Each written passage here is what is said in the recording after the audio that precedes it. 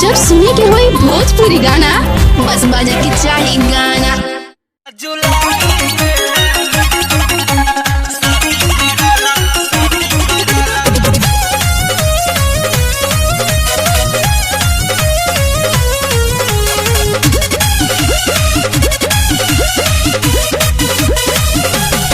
कहिए भइल छेका छेकी कहिया तन सतनवा ठेकी हे राजा।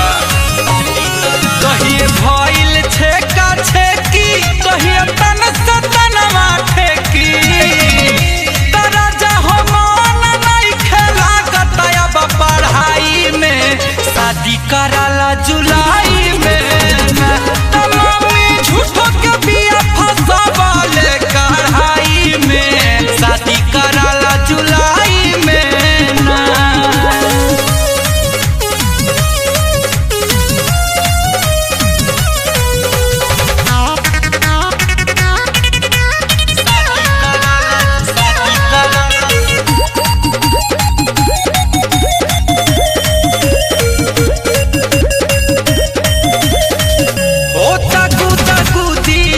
समीज में उठता लहरा दादा चीज में राजा हो बुझल करा होता गुदा गुदी अब समीज में उठता लहरा दादा चीज में तबिया हो लागल बा मनवा पलंग के लहराई में शादी कराला जुलाई में ना। राजा हो पढ़ाई में शादी कराला जुलाई में ना।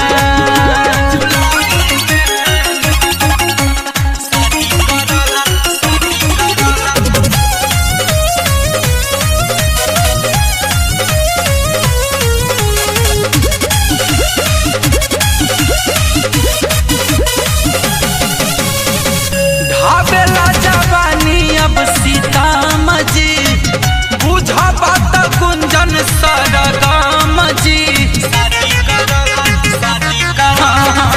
ढाबेला जवानी अब सीतामढ़ी बुझा बात गुंजन सरगम जी।